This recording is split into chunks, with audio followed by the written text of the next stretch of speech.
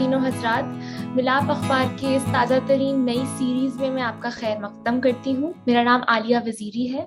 इस सीरीज़ का उन्वान है उर्दू ही क्यों। इस सीरीज़ में हम मुख्तलिफ लोगों से बात करेंगे, ऐसे लोग जिनका दिल उर्दू के लिए ही धड़कता है। कहने का मतलब ये, जिन्होंने अपनी ज़िंदगी का एक बड़ा हिस्सा उर्दू की खिदमत के लिए सर्व कर दिया है।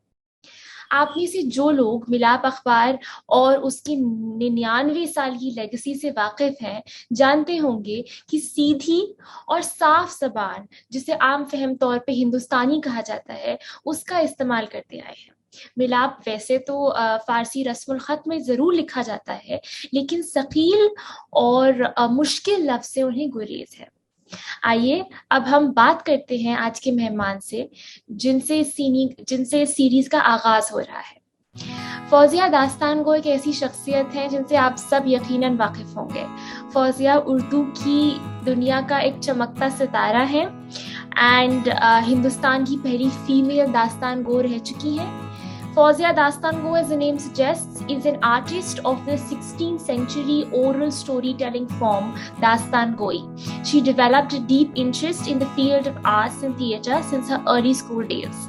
She got trained as an educator and worked for several years developing educational curriculum, supporting herself and her family.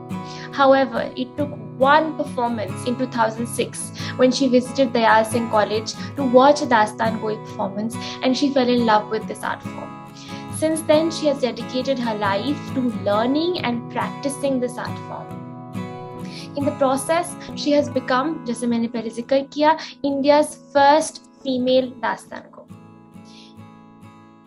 Fauzia, अब भी मेरा पहला सवाल आपसे ये है, इस नफरत से भरी हुई दुनिया में, जहां दिन ब दिन हम छोटे दायरों में बढ़ते जा रहे हैं, जहां उर्दू जबान और उसके बोलने वालों को गैर की हैसियत से देखा जाता है, आप कहाँ से हिम्मत जुटाती हैं उर्दू के लिए मुसलसल काम करते रहने के लिए? आदाब ख्वातीन हज़रात, बहुत बहुत शुक्रिया आलिया वजीरी, बहुत बहुत शुक्रिया मिलाप मुझे इस सीरीज में शामिल करने के लिए। और इससे पहले कि मैं ये जवाब दूं कि मैं कहाँ से हिम्मत जुटाती हूँ, उसके लिए थोड़ा पीछे जाना पड़ेगा आलिया, और ये जानना पड़ेगा कि मैं कहाँ मैं बड़ी हुई हूँ। तो मैं पुरानी दिल्ली से मेरा ताल्लुक है, और पुरानी दिल्ली में हमेशा मैंने जो देखा है, जब मैं बड़ी हो रही थी, उस जमाने की बात है, 90s की बात मैं कर रही हूँ। मतलब उस वक्त मैंने ये देखा कि मेरा घर जो है बुलबुल खाने में था, मेरा ननिहाल और मेरा घर, और हम सितरा बाजार के बिल्कुल करीब रहते थे, तो हमारी सारी चीजें साझा होती थी। मतलब हमें दिवाली की भी उतनी खुशी होती थी, क्योंकि और हमारे इवन नवरात्रों की बड़ी खुशी होती थी, और हमारे दोस्तों को रमजान की बड़ी खुशी होती थी। तो मैं एक ऐसी तहजीब में पल के बड़ी हुई हूँ जहां पर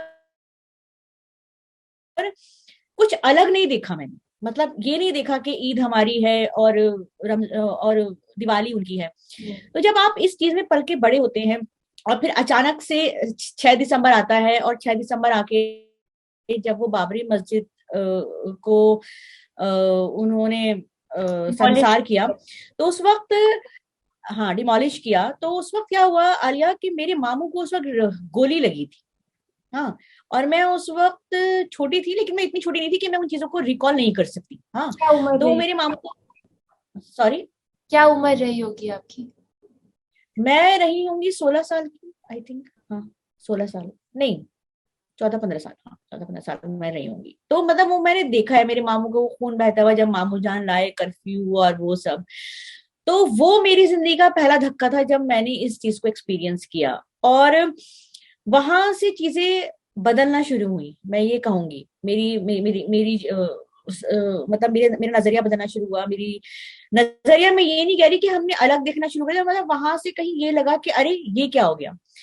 तो मैं ये सब बातें इसलिए कर रही हूँ कि मैं एक बैकग्राउंड बताना चाहती हूँ वहां से, कि जो हिम्मत आप कहाँ से लाती हैं, तो उसको, इस बैकग्राउंड को समझना बहुत जरूरी है। तो खैर, फिर मैंने अपनी पढ़ाई करी, और मैं उर्दू मीडियम से पढ़ी हुई हूँ। तो उर्दू से जो इश्क है वो बचपन से है। अम्मा, नानी, दादी के बीच में सब उर्दू ही बोला करते थे। स्कूल में पूरी उर्दू मीडियम थी, फिर जामिया गई तो वहां पर भी मैंने उर्दू मीडियम से पढ़ाई करी। तो जब मीडियम उर्दू होता है, तो और जब आपके घर में उर्दू बोली जाती है, तो आलिया कहीं ना कहीं वो चीज खून में आ जाती है आपके। जेनेटिक हो जैसे मैं जाता आपको कहूँगी, है। हाँ, जेनेटिक हाँ, हो जाता है। जेनेटिक हो जाता है। जैसे माशाल्लाह अभी आपने इतना अच्छा उर्दू में मेरा इंट्रोडक्शन दिया, और इतनी बेहतरीन आपने उर्दू, इतनी खूबसूरत उर्दू बोली।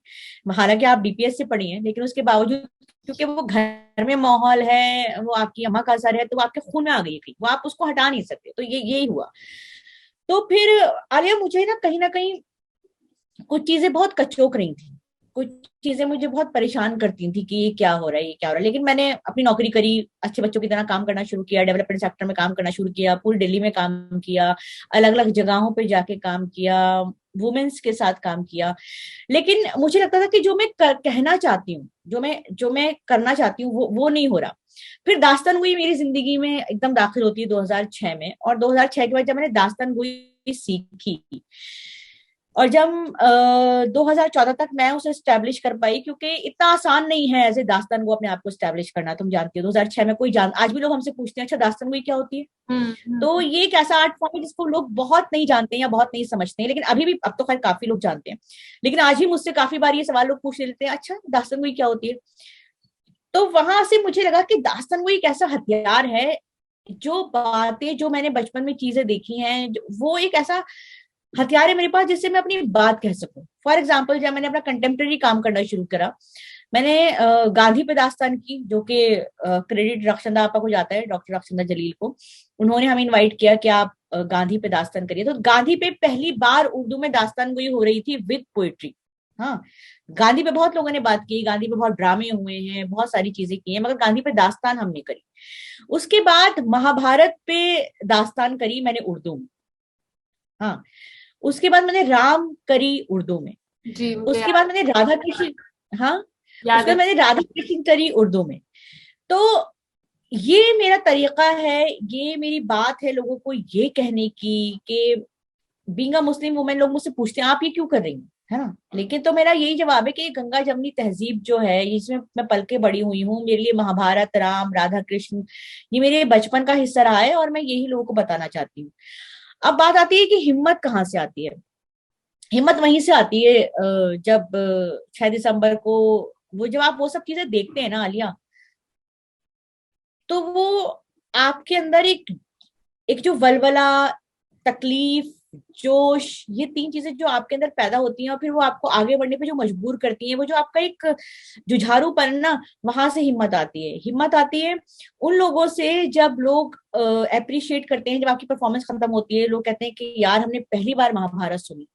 और अभी मैंने एक आर्मी के फंक्शन के लिए अभी बल्कि 1 महीने पहले की बात है, मैं परफॉर्म कर रही थी वहां, लेडीज ने पूरा लिटरेरी फेस्टिवल ऑर्गेनाइज किया था। तो उन्होंने मुझसे बड़े अच्छे से, जब मेरी परफॉर्मेंस खत्म हुई, कह रहे हैं फौजिया मतलब हमने ये बात सुनी नहीं महाभारत में कभी, और हमसे ज्यादा महाभारत तो तुमने पढ़ दी। तो जब इस तरह के जवाब आपको, मतलब मुझे लगता है कि आप एक सही राह पर हैं जब ऐसे लोग आपको बोलते हैं, और जब आप ऐसे लोग आपको अप्रिशिएट करते हैं, और फिर आपको बाकायदा एक कल्चरल चैंपियन की तरह लोग देखना शुरू करते हैं। हिम्मत वहां से आती है आलिया।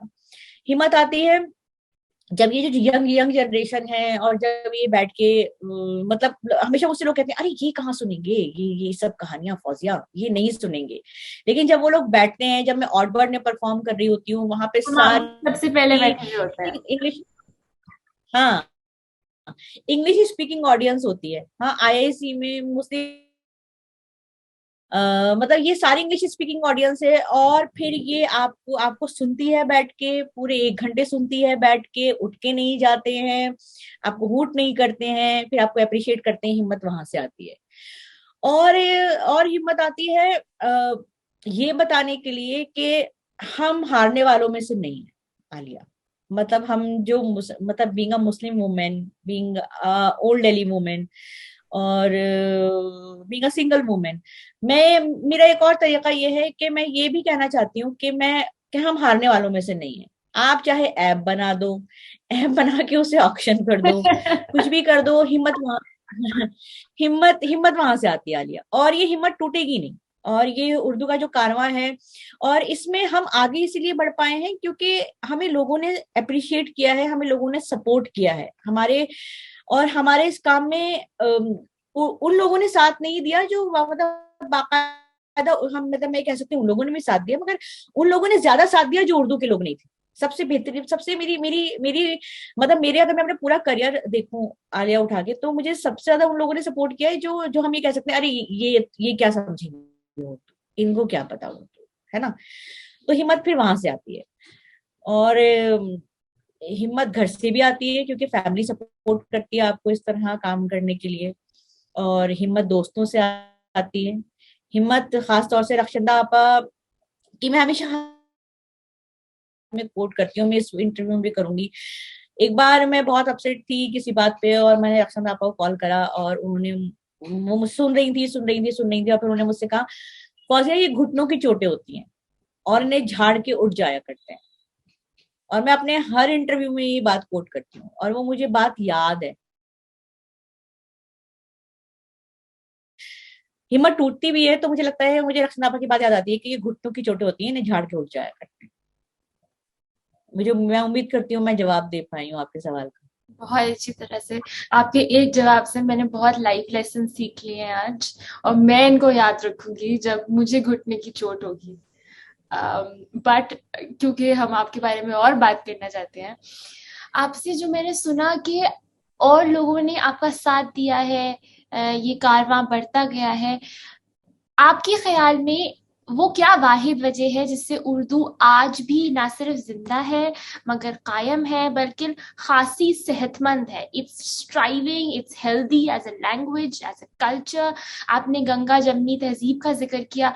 आपको क्या लगता है वो क्या वजह है जिसकी वजह से आज भी हम जिंदा हैं, we are afloat?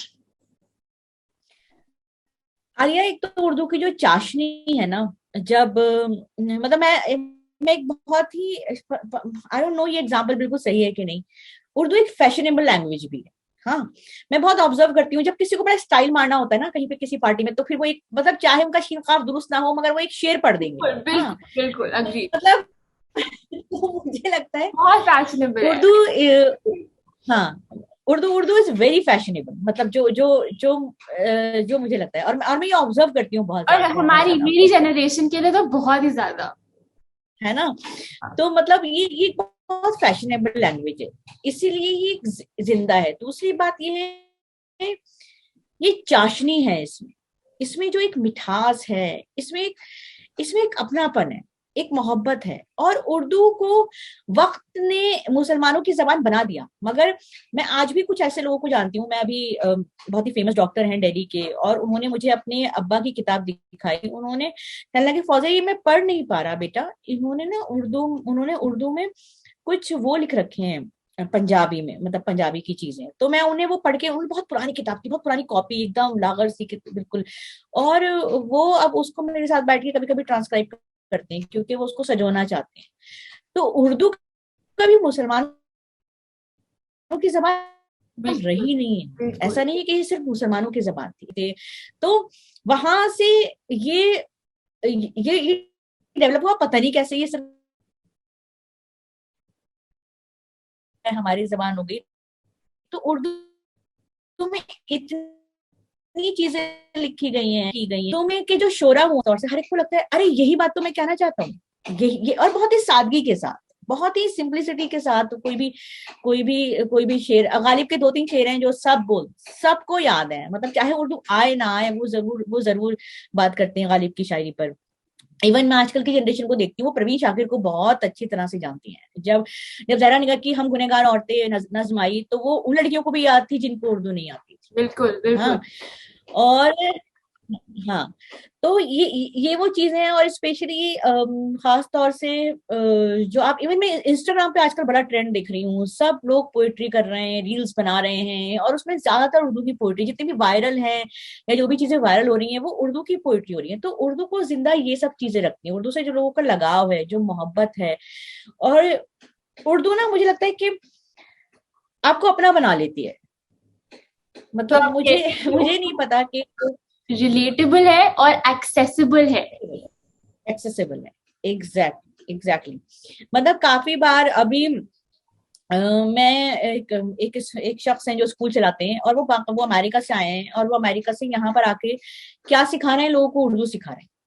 Can you believe this? बात है। और लोग उर्दू सीख रहे हैं, और हम्म। लोग उर्दू बाकायदा सीखने के लिए उन्हें पैसे दे रहे हैं। और स्पेशली जो फॉरेनर हैं, उन्हें जितने भी बहुत सारे क्लाइंट्स ऐसे हैं जो फॉरेनर हैं, हाँ, वो उर्दू सीख रहे हैं क्योंकि, और उर्दू एक रिसर्च का लैंग्वेज भी है। काफी चीजें ऐसी हैं, जब मेरे ख्याल से आप तो वाकिफ ही होंगी इस बात से कि रक्षिता आप हिस्टोरियन है और आपके घर में है तो ये सब माहौल है ही, तो कुछ किताबें ऐसी हैं जिनको आपको पढ़ने के लिए, जब आप कुछ रिसर्च कर रहे होते हैं, आप पीएचडी कर रहे होते हैं, आपको उर्दू सीखनी पड़ती है। एक तो वो एस्पेक्ट तो है ही, लेकिन मैं समझती हूँ इसको जिंदा रखा है आपकी जनरेशन में, आपकी मोहब्बत ने, आपका जो ये शायरी का जो शौक है। लोग मुझसे, एक मेरी दोस्त ने, उन्होंने मुझसे अभी पूछा कि फौजिया, आई वांट समवन कि जो है ना, मतलब मेरे साथ बैठ के ना, मुझे जो उर्दू की चीजें हैं मैं वो पढ़ना चाहती हूँ, मुझे समझा दो बस। अब वो किसी को लिटरली हायर करना चाहती है इस चीज के लिए कि वो समझना चाहती है। तो ये जो, और आलिया, इसके लिए कोई मुहिम नहीं चलाई गई, ये चीजें हो रही हैं अपने आप, है ना। इसके लिए हम में से किसी को कोई, हाँ, मुहिम नहीं चलाइए कि भाई ऐसा हो, लोग उर्दू की तरफ आए और हम पूरी अपने प्रवचन दें बैठ के फेसबुक पे। मैं जब भी परफॉर्मेंस करती हूँ, मैं कभी उर्दू की बात नहीं करती, मैं बस अपनी परफॉर्मेंस करती हूँ और स्टेज से उतर के आ जाती हूँ। हाँ, उसके बाद लोग आते हैं, हम ये सीखना चाहते हैं कि हम सीख सकते हैं। मैं कभी स्टेज से नहीं कहती अरे आपको अगर सीखना है तो मुझे इस नंबर पे कांटेक्ट कर लीजिए, या ये आपको सीखना चाहिए।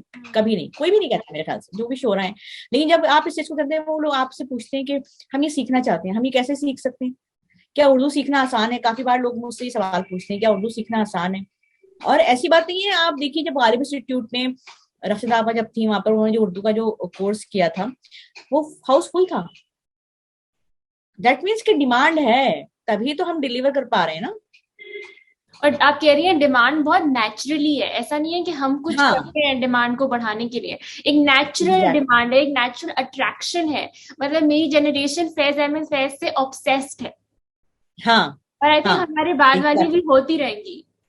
एक वो हाँ, हाँ, नेचुरल अट्रैक्शन है उर्दू का। हाँ, हाँ, एग्जैक्टली। हमने कोई कैंपेन नहीं चलाया सोशल मीडिया पे उर्दू के लिए, बिल्कुल बिल्कुल, है ना। नहीं है। मतलब मेरी नजरों से तो नहीं गुजरा आज तक ऐसा ऐसा कोई कैंपेन कि भैया हम उर्दू, लेकिन ये अपने आप ही है। और ये मैं समझती हूँ ये है हमारी ताकत, कि ये अपने आप है। आपने मुहिम का जिक्र किया, तो ये जो मुहिम है उर्दू को जिंदा रखने के लिए, जिसमें आप एक लंबे अरसे से जुड़ी हुई हैं, इसमें आपके जहन में सबसे बड़ी चुनौती या चैलेंज जो मैं कहूँ क्या रहेगा? क्योंकि अब तक हमने बात की कि लोग कैसे अपने आप नेचुरली ग्रेविटेट करते हैं उर्दू की तरफ से, आपको लोगों ने सपोर्ट किया है, अप्रिशिएशन दिया है, उसकी वजह से आप एक हिम्मत जुटा पाई हैं। बट आप क्या कहेंगी सबसे बड़ी चुनौती क्या है इसके लिए आपके हिसाब सबसे से? बड़ी आलिया, जो सबसे बड़ी चुनौती है मुझे लगता है वो है मनी, फाइनेंस। हाँ, आई एग्री। क्योंकि और ये मेरा सबसे बड़ा चैलेंज है। जैसे मैं जब आप कोई इंग्लिश का प्रोजेक्ट कहीं डालते हैं या कोई कुछ डालते हैं, तो आपको फॉरेन लोग फंडिंग करने के लिए तैयार हो जाते हैं। हाँ, हाँ, हाँ, यार ये तो चलेगा, ये तो चलेगा। मतलब मैं सबसे ज्यादा ये चैलेंज फेस करती हूँ कि जब भी आप उर्दू को लेके कोई प्रोजेक्ट कहीं सबमिट करते हैं या कहीं बात करते हैं, उसमें बड़ी दिक्कत होती है। मतलब मुझे लगता है फाइनेंस जो है, पैसे नहीं है अभी भी हम लोग पसंद करते हैं, सब कुछ है, मगर एक जबान को, लैंग्वेज को जब हम मनी से जोड़ते हैं ना, वो कहीं लैक कर रहा है अभी। जो मुझे मतलब बीइंग एन आर्टिस्ट और बीइंग एन, मतलब उर्दू दां, मैं ये कहूंगी कि मुझे लगता है कि वो हम कहीं लैक कर रहे हैं। जैसे काफी बार ऐसा होता है कि मैंने सुना कि काफी मैगजीन बंद हो गए उर्दू के, न्यूज़पेपर बंद हो गए उर्दू के। वो इसी वजह से बंद हुए क्योंकि हमारे पास सरमाया नहीं है, हमारे पास पैसे नहीं है। तो इसको अभी इसको इस तरह से सोचना बेहद जरूरी है कि कैसे उर्दू को हम मनी से जोड़ें। हाँ, मतलब इसका लिंक, एक एक ब्रिज होना चाहिए जो पैसे और उर्दू से रिलेटेड हो। और मुझे लगता है कि आने वाले टाइम में स्लो होगा, इतनी जल्दी नहीं है, मतलब इतना रातों रात कोई चीज नहीं होगी, लेकिन आने वाले टाइम में वो भी होगा कि जब लोग, आई होप, मतलब मुझे ऐसा लगता है कि जब लोग उर्दू की वेब सीरीज देखना पसंद करें। फॉर एग्जाम्पल मैं ये कहूंगी कि देखिए हमने कभी इसको एक्सप्लोर नहीं किया, लेकिन पाकिस्तानी सीरियल्स यहाँ काफी काफी फेमस हैं इंडिया में। ऐसी बात नहीं है, लोग बहुत देखते हैं, लोग बहुत बहुत पसंद करते पसंद है लोगों को, फैन फॉलोइंग है बिल्कुल। हैं, है ना। एग्जैक्टली, तो वो चीज शायद अभी हम उर्दू की कोई सीरीज अगर करना चाहें, या हम कहें कि जी हम अमेजोन पे, नेटफ्लिक्स पे हम उर्दू की कोई सीरीज ला रहे हैं, मतलब मैं अभी थोड़ा डाउट करती हूँ कि उसको फंडिंग के तौर पे उसको उसको लोग देखें। हम वहां पे हमारा स्ट्रगल है, अभी काफी स्ट्रगल है। मतलब वो मेरा मतलब मेरे लिए वो सबसे बड़ा चैलेंज है, और मेरे ख्याल से काफी लोगों के लिए भी, क्योंकि उर्दू में लोग इतनी क्रिएटिव चीजें करना चाहते हैं, ऐसी बात नहीं है, लोग पास बहुत आइडियाज हैं, सब काम लोग करना चाहते हैं, मगर सरमाया नहीं है हमारे पास, रिसोर्सेज की फाइनेंस, कमी है। रिसोर्स की कमी है, एग्जैक्टली।